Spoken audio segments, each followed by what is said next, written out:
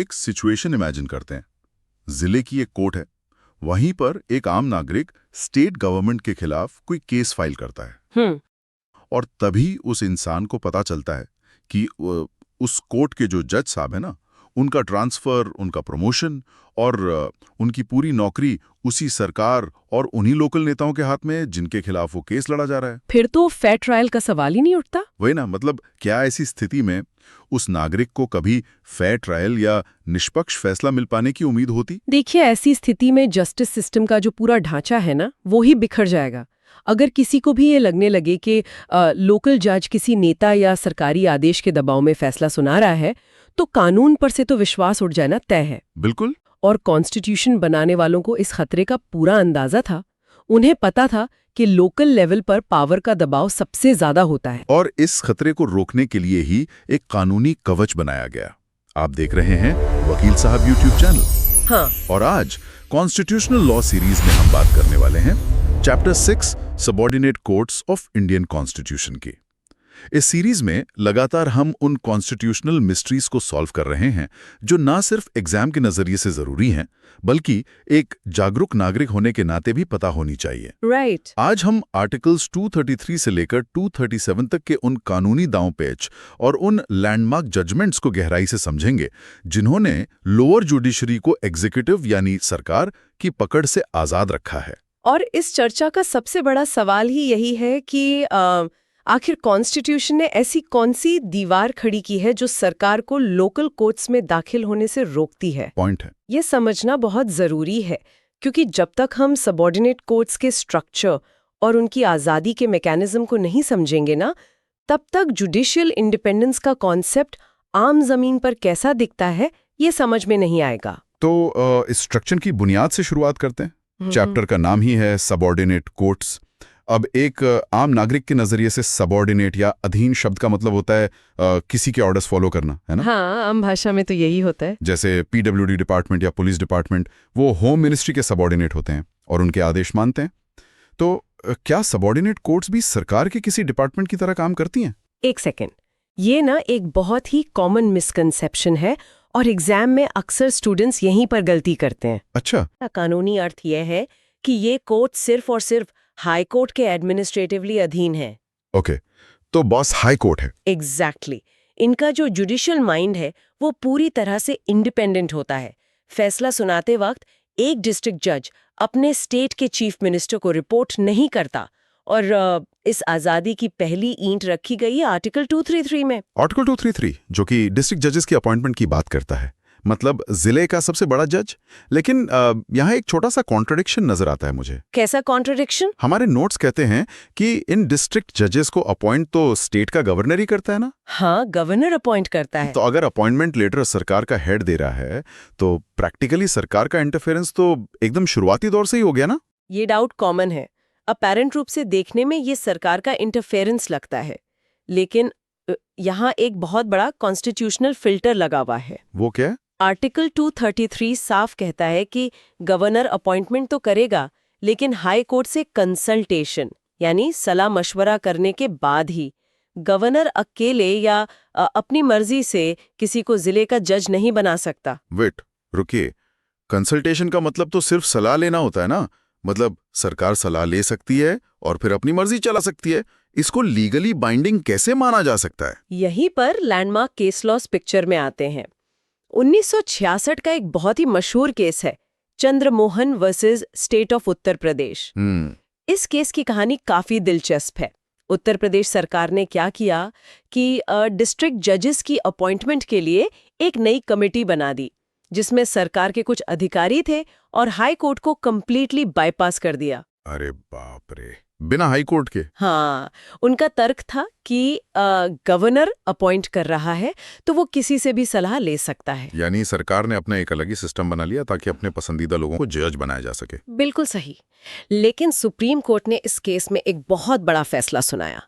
Court ने उत्तर प्रदेश सरकार के उस नियम को पूरी तरह रद्द कर दिया। वो कैंसिल कर दिया पूरा नियम। हाँ, सुप्रीम कोर्ट ने क्लियर किया कि आर्टिकल 233 में जो कंसल्टेशन शब्द है वो सिर्फ फॉर्मेलिटी नहीं है, ये एक एक्सक्लूसिव कंसल्टेशन है। एक्सक्लूसिव कंसल्टेशन मतलब गवर्नर सिर्फ और सिर्फ हाई कोर्ट से ही सलाह लेगा, किसी भी और सरकारी कमिटी से नहीं।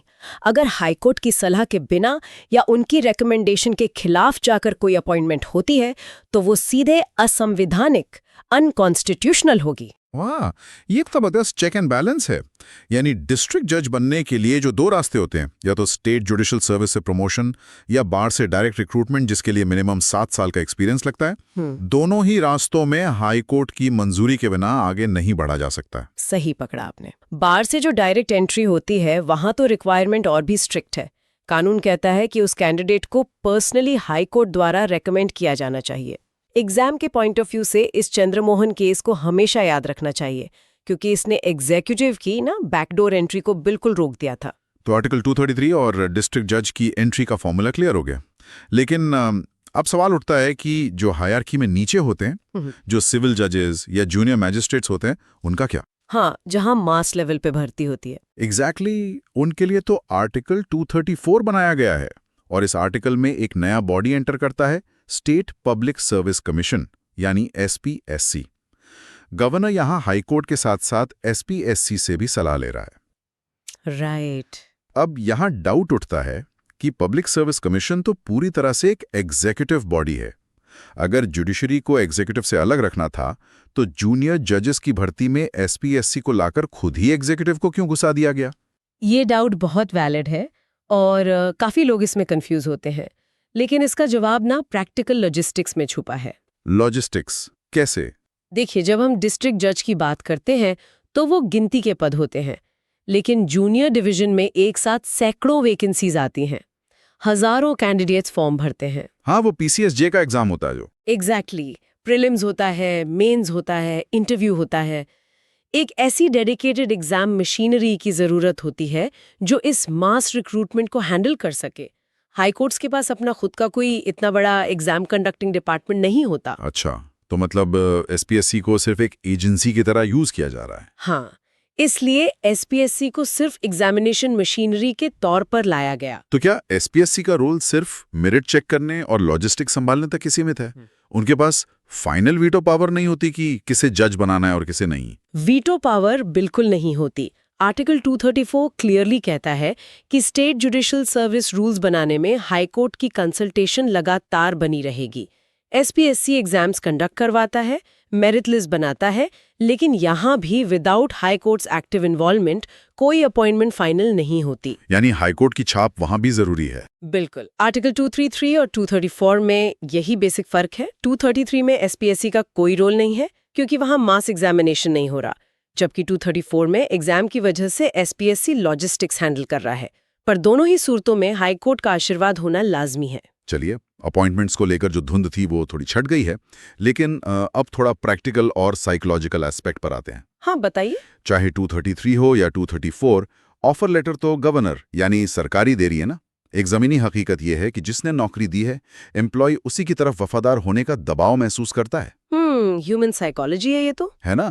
अपॉइंटमेंट के बाद सरकार आराम से किसी भी जज का ट्रांसफर किसी ऐसी जगह कर सकती है जहां पानी भी ठीक से ना आता हो। अगर उस जज ने सरकार के खिलाफ कोई आदेश दिया, यहां तो आजादी पर खतरा मंडरा ही रहा है। अगर सिस्टम सिर्फ 233 और 234 पर रुक जाता तो ये डर एकदम सच साबित होता, लेकिन कॉन्स्टिट्यूशन बनाने वालों ने यहाँ एक मास्टर स्ट्रोक खेला है। Master stroke. और उस मास्टर स्ट्रोक का नाम है आर्टिकल 235। ये आर्टिकल इस पूरे चैप्टर V की जान है। आर्टिकल 235 में साफ शब्दों में लिखा है कि सबऑर्डिनेट कोर्ट्स के ऊपर पूरा का पूरा कंट्रोल हाई कोर्ट का होगा। नियंत्रण। हाँ, नियंत्रण। इसको अगर एक कॉर्पोरेट दुनिया की भाषा में रखा जाए तो गवर्नर उस रिक्रूटर की तरह काम कर रहा है जिसने केवल हायरिंग डॉक्यूमेंट पर साइन किया है, लेकिन जज की जॉब लगने के बाद जो उसका असली HR मैनेजर है, जो उसका रिपोर्टिंग बॉस है और जो उसका परफॉर्मेंस रिव्यू करेगा, वो सरकार नहीं बल्कि हाई कोर्ट है। क्या मैं सही समझ रहा हूँ? ये बिल्कुल वैसा ही है। नौकरी लगने तक सरकार का थोड़ा रोल था, लेकिन एक बार कुर्सी पर बैठने के बाद सरकार का उस जज पर से हर तरह का प्रशासनिक यानी एडमिनिस्ट्रेटिव नियंत्रण खत्म हो जाता है। पूरी तरह से खत्म। पूरी तरह से। पोस्टिंग कहाँ करनी है, ट्रांसफर कहाँ करना है, प्रमोशन कब देना है, छुट्टियां कब देनी है, ये सब कुछ हाई कोर्ट के अधिकार क्षेत्र में आ जाता है। सरकार किसी जज को परेशान करने के लिए उसका ट्रांसफर किसी रिमोट गांव में नहीं कर सकती, क्योंकि सरकार के पास ये पावर ही नहीं है। लेकिन कानून में कंट्रोल शब्द को लेकर तो हमेशा बहस होती है ना। सरकार ये कह सकती है कि कंट्रोल का मतलब सिर्फ ट्रांसफर और पोस्टिंग है। राइट। अगर कोई जज डिसिप्लिन तोड़े या उस पर भ्रष्टाचार के आरोप लगे तो सरकार ये दावा कर सकती है कि डिसिप्लिनरी एक्शन लेना तो सरकार का हक होना चाहिए, क्योंकि अपॉइंटमेंट सरकार ने की थी। और सरकार ने ठीक ऐसी ही कोशिश की थी, जिसके बाद एक और लैंडमार्क जजमेंट आया। कौन सा केस? ये था state of West Bengal versus Nripendranath Bagchi, 1966 1966 का केस है ये भी। इस केस में नृपेंद्रनाथ बागची एक ऑफिशिएटिंग डिस्ट्रिक्ट जज थे। वेस्ट बंगाल सरकार ने उनके खिलाफ एक डिपार्टमेंटल इंक्वायरी शुरू कर दी और उन्हें नौकरी से निकाल दिया। सरकार ने सीधे जज को निकाल दिया? हाँ, सरकार का तर्क वही था जो अभी उठाया गया कि अपॉइंटमेंट सरकार ने की थी तो डिसमिस करने का हक भी हमारा है। सरकार ने कहा कि आर्टिकल 235 वाले कंट्रोल में डिसिप्लिनरी एक्शन शामिल नहीं है। तो इस आर्ग्यूमेंट पे सुप्रीम कोर्ट का क्या रुख रहा? क्योंकि अगर सरकार किसी भी जज को किसी भी झूठे आरोप में निकाल सकती है, तब तो हाई कोर्ट का कंट्रोल एक मजाक बनकर रह जाएगा। सुप्रीम कोर्ट ने इस खतरे को पहचाना। कोर्ट ने बगची केस में फैसला सुनाते हुए कहा कि आर्टिकल 235 में जो कंट्रोल शब्द है वो बहुत ही व्यापक है, वाइड है। यानी उसमें सब आएगा। एग्जैक्टली। इसमें प्योरली प्रशासनिक चीजें ही नहीं बल्कि डिसिप्लिनरी कंट्रोल भी शामिल है। यानी अगर किसी लोकल जज के खिलाफ कोई डिपार्टमेंटल इंक्वायरी होनी है या उसे सस्पेंड करना है तो वो सिर्फ और सिर्फ हाई कोर्ट ही कर सकता है, सरकार नहीं। इस एक फैसले ने एग्जीक्यूटिव के हाथ पूरी तरह बांध दिए। ये वाकई एक बहुत बड़ा शील्ड है। मतलब एक आम नागरिक के डर को यहाँ पूरी तरह एड्रेस किया गया है। जज बिना डरे अपना काम कर सकता है क्योंकि उसका बॉस कोई मिनिस्टर नहीं बल्कि हाई कोर्ट है। बिल्कुल। लेकिन सिस्टम कितना भी अच्छा क्यों ना हो, उसमें टेक्निकल खराबियां या ग्लिचेस तो आ ही जाती हैं। हाँ, वो तो है। एक ऐसे सिनेरियो के बारे में बात करते हैं जहां किसी डिस्ट्रिक्ट जज का अपॉइंटमेंट हुआ, उसने 2-3 साल काम किया, हजारों फैसले सुनाए जिनमें किसी को जेल भेजा गया, किसी की जमीन का बंटवारा हुआ, और फिर अचानक एक दिन पता चला कि उसकी अपॉइंटमेंट प्रोसेस में कोई टेक्निकल चूक हो गई थी, जैसे कि हाई कोर्ट की रिकमेंडेशन सही फॉर्मेट में नहीं आई थी, तो उस जज की अपॉइंटमेंट तो लीगली इनवैलिड हो गई। ऐसे में उन हजारों फैसलों का क्या होगा जो उसने उन पिछले 3 सालों में दिए थे? अगर ऐसी स्थिति को ऐसे ही छोड़ दिया जाता तो देश में कानूनी अराजकता मतलब एक एनार्की फैल जाती। वही ना। जिसे जेल हुई थी वो टेक्निकल ग्राउंड पर आजाद घूमने लगता, जिसे घर मिला था उसका घर छिन जाता, पुराने दिए गए तमाम जजमेंट्स इनवैलिड हो जाते। इस जुडिशियल नाइटमेयर से बचने के लिए कॉन्स्टिट्यूशन में बदलाव करना पड़ा।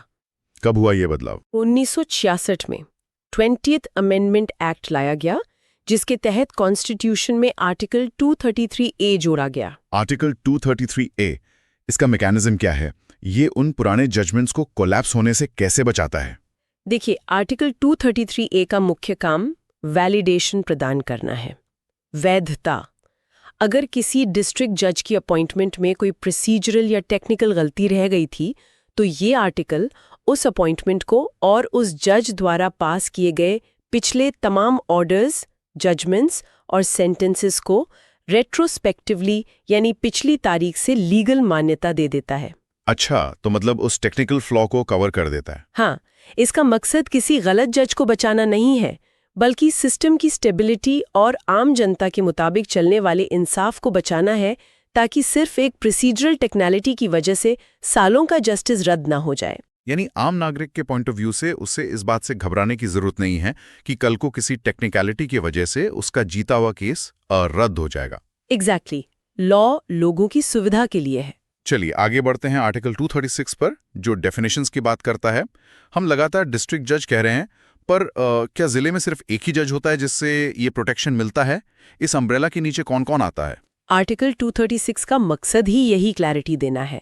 ये डिस्ट्रिक्ट जज शब्द की एक इंक्लूसिव डेफिनेशन बताता है।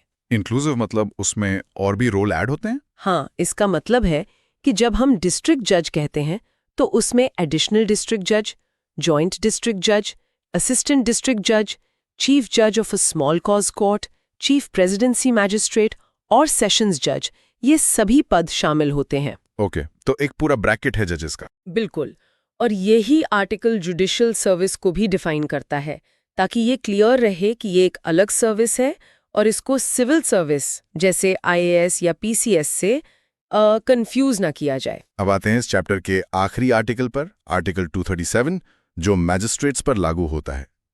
हिस्टोरिकल कॉन्टेक्स्ट देखें तो अंग्रेजों के ज़माने में जो डिस्ट्रिक्ट कलेक्टर होता था, जो कि एक एग्जीक्यूटिव ऑफिसर है, वही मैजिस्ट्रेट की तरह काम करता था और क्रिमिनल केसेस में सजा भी देता था। वही डीएम वाला सिस्टम। यही तो एग्जीक्यूटिव और जुडिशरी का सबसे खतरनाक झोल था, है ना, जहां रेवेन्यू इकट्ठा करने वाला ही इंसाफ भी कर रहा है। बिल्कुल। और आज़ादी के बाद इस कॉलोनियल लेगेसी को एक झटके में ख़त्म करना बड़ा मुश्किल था, इसीलिए आर्टिकल 237 लाया गया। तो इस आर्टिकल ने क्या बदलाव किया? ये आर्टिकल गवर्नर को एक स्पेशल पावर देता है। हाईकोर्ट की सलाह पर गवर्नर एक नोटिफिकेशन निकालकर चैप्टर वीए के सारे रूल्स जैसे अपॉइंटमेंट्स, पोस्टिंग्स, ट्रांसफर्स को किसी स्पेसिफिक क्लास ऑफ मैजिस्ट्रेट्स पर लागू कर सकता है। अच्छा, मतलब एक ट्रांजिशन का फेज बनाया। हाँ, इसका अर्थ ये था कि धीरे धीरे फेज वाइज मैनर में मैजिस्ट्रेट्स को भी कंप्लीटली हाईकोर्ट के आर्टिकल 235 वाले कंट्रोल के अंदर लाया जा सके। अगर इन सबको जोड़कर एक बड़ी तस्वीर देखी जाए, एक बिगर पिक्चर देखी जाए, तो लगता है कि ये सब सिर्फ एक एडमिनिस्ट्रेटिव एक्सरसाइज नहीं है। एक आर्टिकल है कॉन्स्टिट्यूशन के directive principles of state policy में, आर्टिकल 50। डीएसपी का पार्ट, जो स्टेट को निर्देश देता है कि जुडिशरी को एग्जीक्यूटिव से अलग रखना चाहिए, सेपरेशन ऑफ पावर्स। क्या हम ये कह सकते हैं कि आर्टिकल्स 233 से 237 उसी आर्टिकल 50 को जमीन पर उतारने का टूल है? ये ऑब्जर्वेशन पूरी तरह से सटीक है। आर्टिकल 50 एक लक्ष्य बताता है, एक गोल देता है, और चैप्टर 6 उस लक्ष्य तक पहुंचने का प्रैक्टिकल मैकेनिज्म है। राइट। इन्हीं आर्टिकल्स की वजह से सुप्रीम कोर्ट ने कई बार दोहराया है कि इंडिपेंडेंट जुडिशरी हमारे कॉन्स्टिट्यूशन के बेसिक स्ट्रक्चर यानी मूल ढांचा का एक अटूट हिस्सा है। सरकार चाहकर भी इस आजादी को कॉन्स्टिट्यूशन से हटा नहीं सकती। लेकिन एक पॉइंट है याद, क्या? कागजों पर और इन किताबों में तो ये आजादी और ये प्रोटेक्शन बहुत मजबूत लगती है, पर कागजी सच्चाई और जमीनी हकीकत में जमीन आसमान का फर्क होता है ना। वो तो है। आज भी जिले की एक आम कोर्ट में जाकर देखा जाए तो फाइलों के पहाड़ हैं, इंफ्रास्ट्रक्चर की भारी कमी है, बैठने की ढंग की जगह नहीं होती कई बार। क्या बिना रिसोर्सेज और बेसिक सुविधाओं के सिर्फ कानून की किताब में आजादी लिख देने से कोई जज प्रेशर फ्री होकर इंडिपेंडेंटली काम कर सकता है? ये सवाल सिस्टम के सबसे कमजोर हिस्से पर चोट करता है, और इस पर सुप्रीम कोर्ट को खुद दखल देना पड़ा था। ऑल इंडिया जजेस association versus union of India का एक केस है। ओके, ऑल इंडिया जजेस एसोसिएशन। हाँ, ये केस 1992, 1993 और फिर 2002 में कई फेजेस में चला। ये उसी जमीनी हकीकत से जुड़ा था।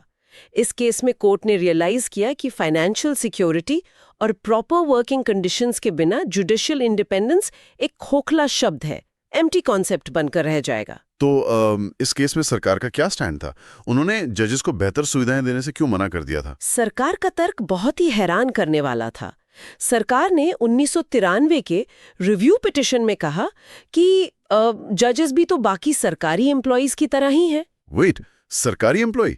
अभी तो हमने डिसाइड किया कि वो एग्जीक्यूटिव के अंदर आते ही नहीं। वही तो सरकार ने बोला कि जैसे बाकी सिविल सर्वेंट्स के कंडीशंस हैं वैसी ही जजेस की होंगी, इनके लिए कुछ अलग से क्यों किया जाए? लेकिन एक जज एक नॉर्मल क्लर्क या एडमिनिस्ट्रेटिव ऑफिसर तो नहीं हो सकता ना। उसके हाथ में लोगों की आजादी और जिंदगी के फैसले होते हैं। एग्जैक्टली।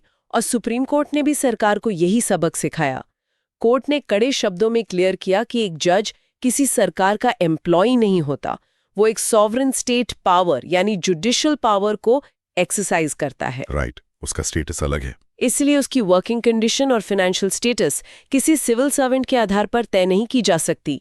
कोर्ट ने स्ट्रिक्ट आदेश दिए कि सबऑर्डिनेट जुडिशरी के लिए better salary structure, uniform retirement age, proper infrastructure और जुडिशियल ट्रेनिंग इंस्टीट्यूट्स बनाए जाएं। यानी ट्रू इंडिपेंडेंस दो चीजों से बनती है, एक तरफ कॉन्स्टिट्यूशन का लीगल कवच जैसे आर्टिकल 235 और दूसरी तरफ जमीन पर प्रॉपर फाइनेंशियल और इंफ्रास्ट्रक्चरल बैकिंग। दोनों में से एक भी मिसिंग हो तो इंसाफ लड़खड़ा जाएगा। सही मायने में इन्हीं जजमेंट्स और कॉन्स्टिट्यूशनल आर्टिकल्स ने मिलकर उस धागे को मजबूत किया है जिस पर एक आम इंसान के इंसाफ की उम्मीद टिकी होती है।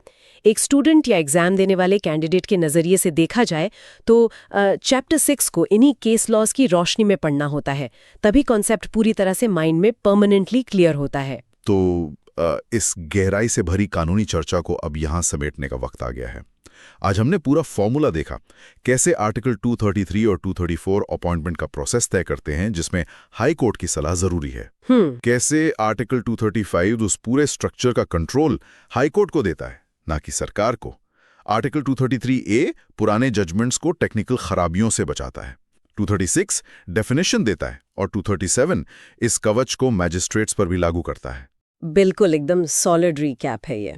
और हमने ये भी समझा कि कैसे कॉन्स्टिट्यूशन बनाने वालों ने एक ऐसा सिस्टम डिजाइन किया जो लोकल कोर्ट के जजेस को सरकारी नेताओं की नाराजगी या उनके डर से आजाद रखता है।